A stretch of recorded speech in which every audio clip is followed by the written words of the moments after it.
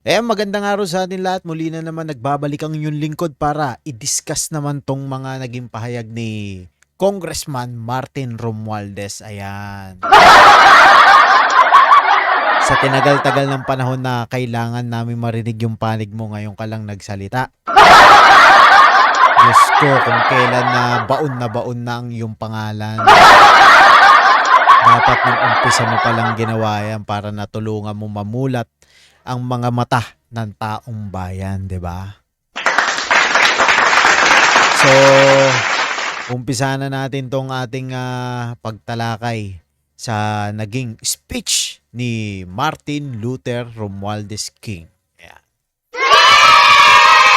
Araw sa inyong lahat. For a long time, I chose to remain silent. I did so out of respect for the legal process. I did so because I did not want to add more noise. Ayan, so ayaw niya raw magdagdag ng ingay lang. Ayan. So, ibig sabihin, hindi ka magsasabi ng totoo? Ganun ba yon? Ang kailangan ng taong bayan, yung katotohanan. Hindi yung more noise lang. 'Di ba kasi kung totoong magsasabi ka ng totoo, dapat rekta na agad, 'di ba? Wala nang paligoy-ligoy pa. Ayan. So, umpisa na natin ulit to.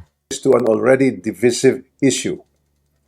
I did so because I believed that if I cooperated fully, submitted myself to the proper authorities, and answered every question asked of me, Teka, hindi ka nga sumasagot eh. 'Di ba? Ang tagal mo nga nagtago eh.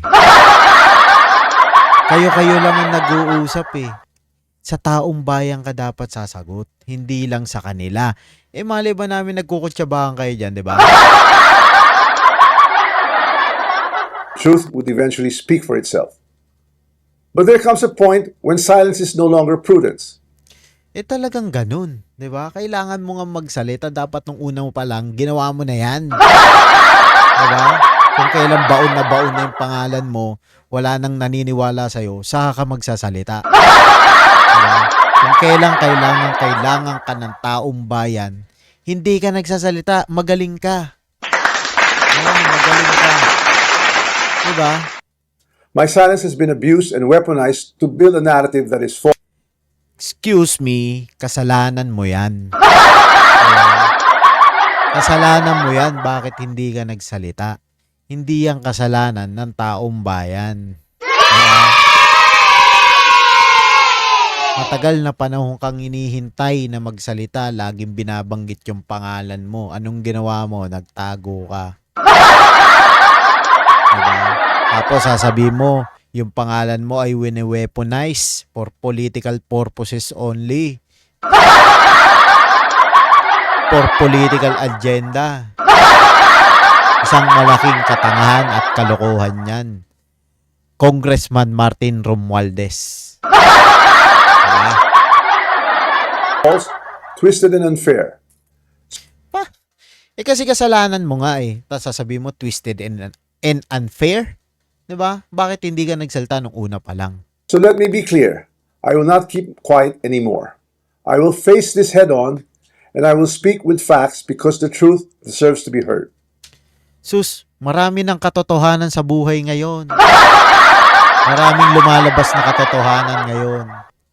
Kung kailan kailangan ka ng taong bayan, doon ka wala. Tapos sasabihin mo, magsasalita ka na. Dahil, ano mo kami mapapaniwalang mas totoo yung sinasabi mo kaysa sa kanila? 'Di ba? Dapat nung una pa lang sinabi mo na yan. 'Di ba? Dapat sinabi mo na yan nung una pa lang. Hindi kung kailan baon na yung pangalan mo, saka ka magsasalita na sasabihin mo kung ano yung katotohanan. Isang malaking katangahan niyang ginagawa mo, Congressman Martin Romualdez. Diyos ko. Today, I'm taking this opportunity to speak directly to the Filipino people. O sige nga, tignan natin kung sinong babanggitin mo. From the start of this controversy, I have been cooperative. I personally appeared before the proper authorities. I voluntarily submitted my affidavit to the ICI. ICI. Nag-resign nga lahat ng mga nilagay ni dyan eh. Kasi masyadong garapal nga yung ginawa nyo, 'di ba? Hindi nila kaya. Nakita nila kung sino-sino yung mga taong nandiyan dyan. Diba? Ano na ngayon yung ICI? Wala na, history na lang yon. Nasa alaala na lang yung ICI na yon. Pinagbabalaki mo, nag-submit ka sa ICI. Sino ba nagtatag ng ICI? Diba? Si Presidente Marcos. Diba? I provided the information and documents asked of me. I did not hide. I did not run. I did not evade scrutiny. I faced it head on within the proper channel. Hindi mo hinarap yan. Kasi nga, nanahimik ka di ba? Nagtago ka nga 'di ba? Hindi ka humarap sa taong bayan, hindi ka nagbigay ng pahayag para may pagtanggol mo yung sarili mo. Paano mo ngayon sasabihin, papatunayan sa taong bayan na nagsasabi ka ng totoo? Yun yung pinakamalaking problema ngayon. Problema mo, 'di ba? Because I know there is no evidence that proves I committed plunder, conspiracy to commit Paano magkakaroon ng evidence? Ayaw nilang imbitahan yung 18 Marines. Diba? Diba? Natatakot Kasi alam nila ang tungo ng mga ebidensya papunta sa'yo at sa Pangulo. Diba? Oh. Paano mapapatunayan? Oh. Ngayon si Saldico sasabihin nila nahuli na. Hindi naman pala. Pinaglololoko nyo kami. Diba? Hirap na yung taong bayan, naghihirap na ang mga mamamayang Pilipino. Ngayon, kung kailan nadiin ka na, saka ka-e-eksena. Diba? plunder or any similar offense that the Ombudsman may be contemplating against me. Sabi ni Pangulong Marcos, December, makakapagpakulong na siya ng mga sangkot sa flood control. Isang malaking kalokohan yun. Diba? Asa na yung mga napakulong niya? Yung mga witness, ayaw niyang paharapin sa Senado. Kasabwat pa yung si El Presidente. Si Pinky. Ngayon, hindi matuloy-tuloy yung Senate hearing dahil gusto nila pirmahan muna yung parang pre-trial ba yun ng Senate Blue Ribbon Committee. Hindi nga pwedeng pirmahan. Ibig sabihin, pag pinirma mo, sumasang-ayon ka sa naging pag-iimbestiga ng Senate Blue Ribbon Committee. Halos nga por pabor sa inyo yung witness. 'Di ba? Puro kayo ang kinakampihan, inaalis yung pangalan nyo. Paano naman matutuklasan ang katotohanan kung puro pabor lang sa inyo? Diba? And because I have nothing to hide, I am today authorizing the immediate public release of the affidavit I submitted, together with all supporting information so that the Filipino people can judge for themselves who has been transparent and who is simply being politically targeted. Dapat ikaw mismo mag-release niyan. Hindi mo iaasa sa iba, 'di ba? Hindi mo iaasa yan sa iba. Ikaw ang magre-release niyan. Kasi kailangan marinig yan sa'yo ng taong bayan. Hindi yung ibang tao, hindi yung sekretary mo, ikaw mismo. Now let us address the most absurd accusation of all, that I am supposedly the mastermind of this corruption scheme. How can I be the mastermind? I was the former Speaker of the House of Representatives, but the House of Representatives is only one part of the branch of government, the legislature. The national budget is not conceived, executed, implemented, bidded out, supervised, and completed by one.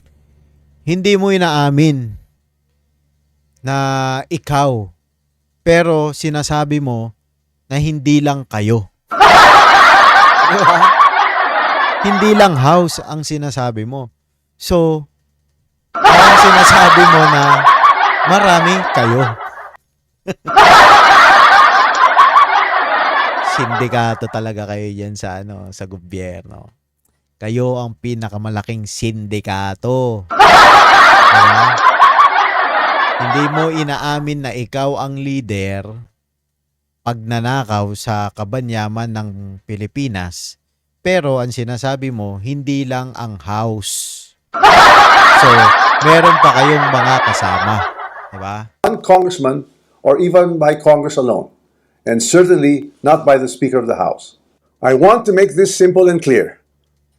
The national budget does not depend on just one person. O, yun na. Pakinggan yung mabuti. The budget does not begin in the House. It begins in the executive. O, yan na. Executive branch and House. The agencies and departments prepare their proposals. The executive Ibig sabihin, hindi lang sa kanila ang kapangyarihan. Oh. Kasi 'di ba, ang tinuturo, siya raw ang magnanakaw, mastermind. Oh. Siya ang magnanakaw, tinuturo rin ni Saldico, siya rin eh. So, ang sinasabi niya rito, hindi lang House, kundi nagmumula rin ang kapangyarihan sa executive branch, 'di ba, ng government. consolidates them into the national.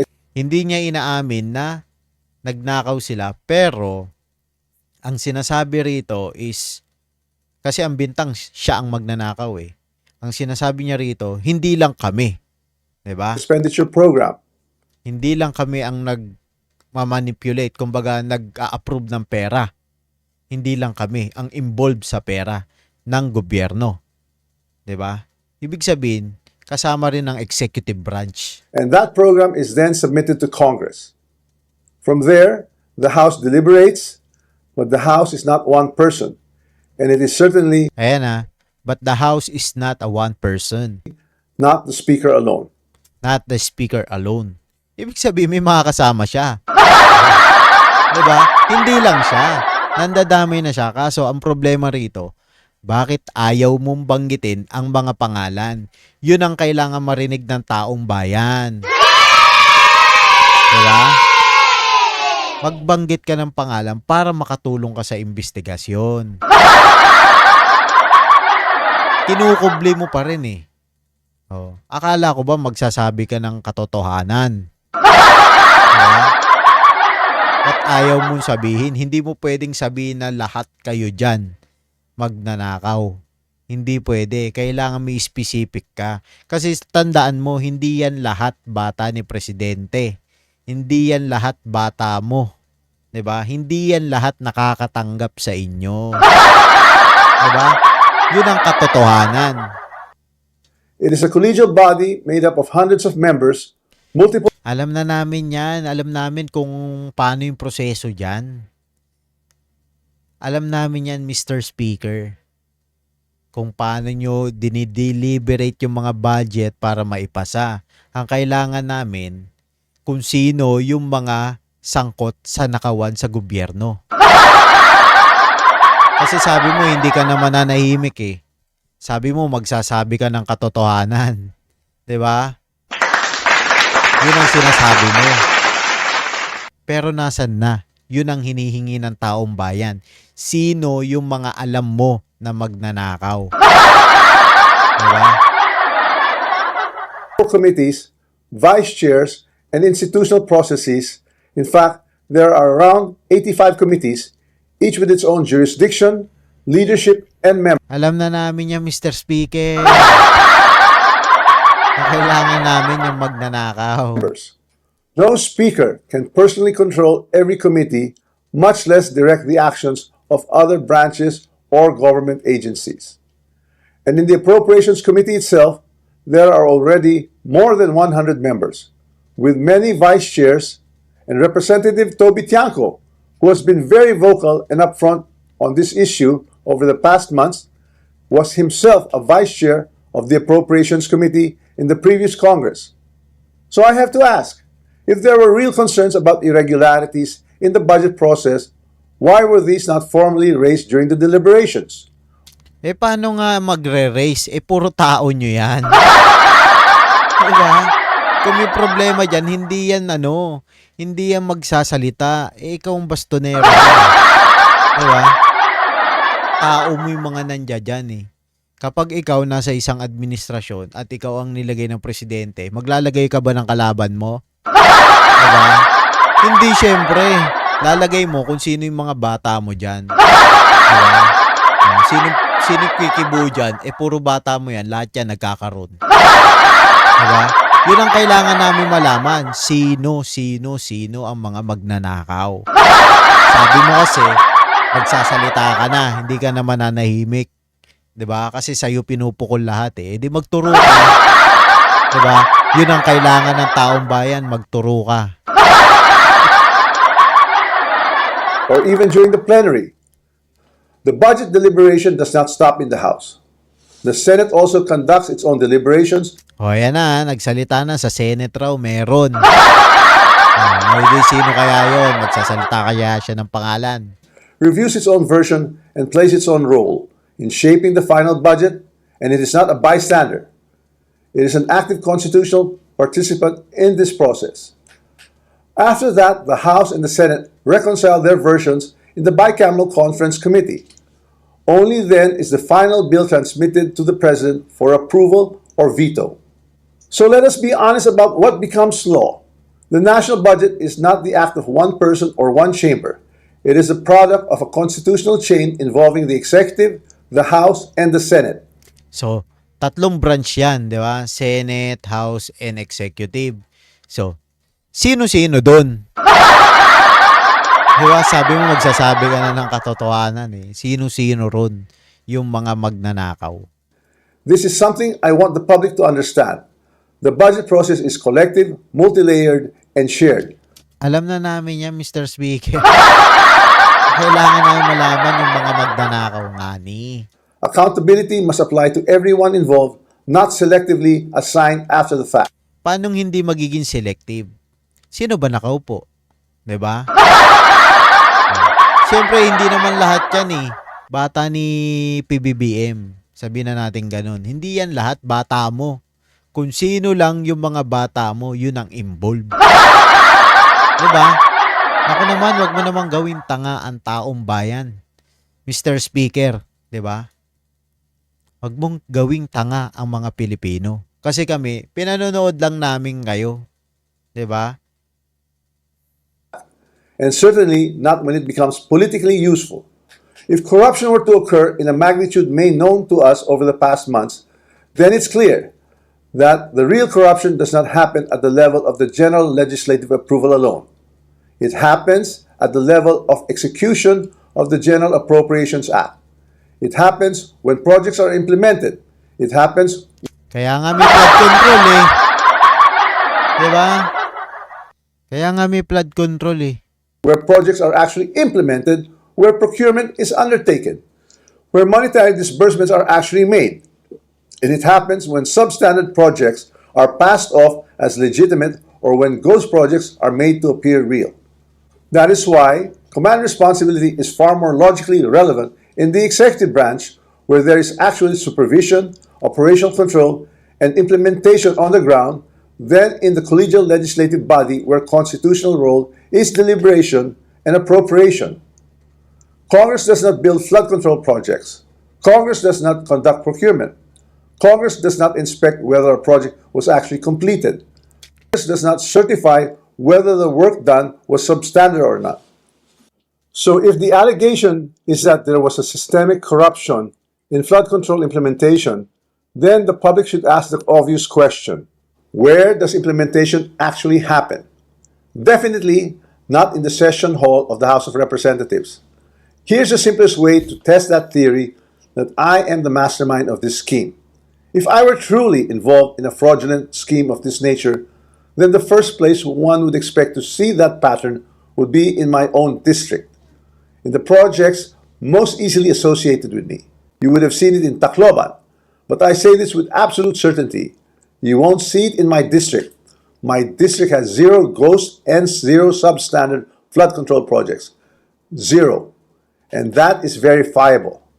To prove this point, I'm authorizing my staff to share and release to the public the list of all the projects in my district that the authorities may deem attributable to me.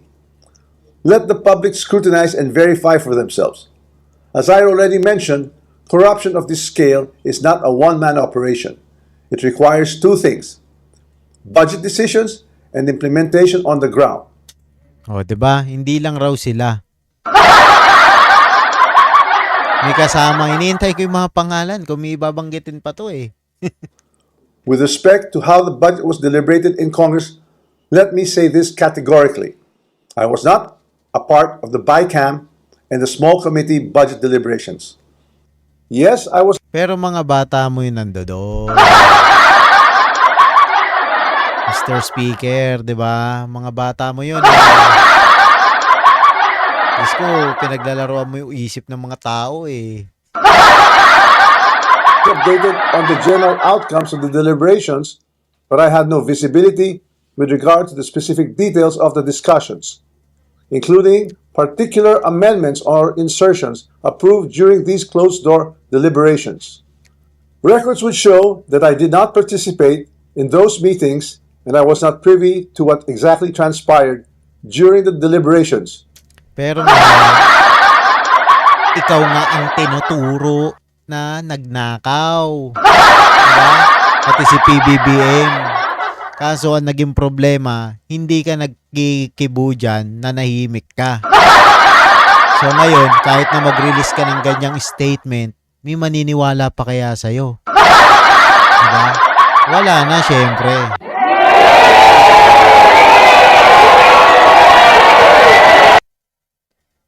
However, two people were instrumental in making those budget decisions: Chis Escudero and Zaldico. Yun. Si Chis Escudero, hindi pwedeng dumirekta kay Saldico kasi siya ay Senate President. Si Chis, kayong dalawa nag-uusap dyan. Diba? Kaso nga hindi ka nagsasalita kaya hindi mo pwedeng ituro lang si Chis sa kasi si Saldico. Hindi mo pwedeng sabihin na si Saldico umuugnay directly kay Chis Escudero. Ikaw na nga ang sinasabi ni Saldico na sa'yo nagbibigay ng pera.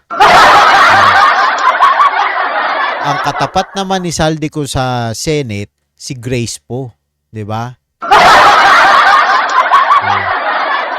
And once the budget becomes law, the work of implementing flood control projects, or any project for that matter, is solely within the purview of the executive, including the DPWH. So tinuturo mo na si Presidente Marcos. Executive branch na yan 'di ba? Certainly not by legislators. I understand the anger of the public. The Filipino people have every right to be angry because stolen public funds are taxes derived from hard-earned money. I'm not asking the public to look away. I'm asking everyone to look where the evidence points, not where it is politically convenient.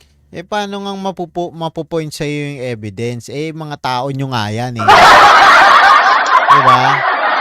Hindi kayo ang ituturo niya kasi bayad yan na malaki. Or politically motivated. So I ask the Ombudsman and the public these questions. Who has been named in sworn testimonies and affidavits? Whose name actually appeared in credible accounts made under oath? If there are sworn accounts pointing to other personalities across the chain, whether in budget deliberations or in implementation. Ang problema lang dito kay Ombudsman Remulla, kung sakaling ko-questionin at iimbestigahan niya to, matututukan kaya? Diba? Yung anak nga niya, diba? Sa marijuana ba yun or sa drugs? Asa na ngayon, nakakawala. Diba? Yun ang problema dyan. Kasi magkakakampi ang mga yan. Kaya isang malaking kalokohan. Kung papakulong ni Boying Remulla, nako. Kalokohan yun. Then those leads must be pursued with the same seriousness and the same urgency. Accountability cannot be selective. For months, I chose silence because I believe in our legal system and in the rule of law. But my silence is now being exploited with politically engineered and fabricated narratives. Kasi alam mo, kung gusto mong makatulong sa taong bayan para malaman ang korupsyon, magsasalita ka. Lalo na umpisa pa lang ikaw na tinuturo. Kung ako yan, personally, hindi pwedeng sila lang ang magtuturo na ako raw, ako ang fall guy. Hindi pwede yun. Diba? Oh, tinuturo ka, hindi ka kumibo. Ibig sabihin, guilty ka. Yun. Diba? What's even more disturbing, and this is something that cannot be ignored, is that there are emerging indications that certain sectors are attempting to weaponize individuals, including Zaldico, to construct a narrative that serves their own interests. Oh, bakit nyo pinahuhuli si Saldico? Diba? Oh, may death threat pa. Oh, pag umuwi rito, papatayin. So when the legal processes is being used against me as a political demolition job, then I will have no choice but to defend myself. And I will defend myself fully. I will not allow myself to be turned into the scapegoat so that others who are actually accountable can walk away clean. If this is Oh, hindi niya sinasabing hindi siya magtuturo. Hindi rin niya sinasabi kung sino yung ituturo niya. Pero hindi siya papayag na siya lang ang ang makukulong, 'di ba? Ang gulo na ito kausap, ayaw pa banggitin kung sino-sino eh. 'Di ba? Kaya ako sa kanya, paanghangin niya yung mga pinagsasabi niya para manginig yung mga tao sa likod niya eh. Diba? a political play to push me out and close the story, tarnishing my name and my reputation, then I'm telling everyone now, I will not go quietly and I will not go alone. I will not be the fall guy for other people's corruption. I have been in public life long enough. I have seen enough. I have heard enough. O edi, sabihin mo sa amin. Diba? You've seen enough. You heard enough. Diba? Sabihin mo na kasi sa taong bayan. Ang tagal-tagal mo na nahimik, nagsalita ka na, hindi ka pa nagsalita. Diba? Gets mo? I know many things about this current administration and past administrations as well. And I say this carefully. If this matter is to be handled as a legal issue, then let it be handled legally, soberly, and according to evidence. But if certain people insist on waging this in the court of public opinion, then I will have no choice but to defend myself publicly as well. To the Ombudsman, I say this with full respect. If your office truly believes in justice, then follow the sworn statements, follow the records, and follow the evidence all the way. Kaso nga, binabaon nyo nga yung records eh. Kung good faith talaga kayo, 'di ba? Dapat lahat ng mga nagsasalita na gustong maging witness, katulad ng 18 Marines, pinagbibigyan nyo magsalita sa Senado. 'Di ba? Yung mga bata nyo kasi hinaharang eh, kaya talagang madidiin yung pangalan nyo. 'Di ba? Do not stop where it is politically convenient. Do not settle for the easiest headline. Do not confuse public pressure with prosecutorial duty. What I ask of the Office of the Ombudsman is simple. Follow the rule of law and due process. This is a serious matter and it should be handled with seriousness, not with haste, theatrics, or shortcuts. I'm ready and willing to respond to every allegation in the proper forum, through the proper pleadings, motions, and submissions that the law allows. And to those who think they can throw me under the bus to save themselves, this is what I have to say to you. I am ready to defend my name. My silence should not be mistaken for weakness, ignorance, or fear. I know enough to defend myself, and if I am forced to do so in public, I will. Maraming salamat po. Yun, no? Wala siyang binanggit kahit isa. Tagal mo na nahihimik, sana na nahihimik ka na lang ulit. Maraming salamat nga pala sa lahat ng tumutok nitong ating ginawang maliit na diskusyon, 'di ba? Sa naging pahayag ni former Speaker House, Martin Romualdez. So wag niyo nga po palang kalimutan mag-subscribe, like, and share, and please click the notification bell button para palagi kayong updated sa lahat ng ating uploads. So magkita-kita tayo sa susunod. Hanggang dito na lang. Bye-bye.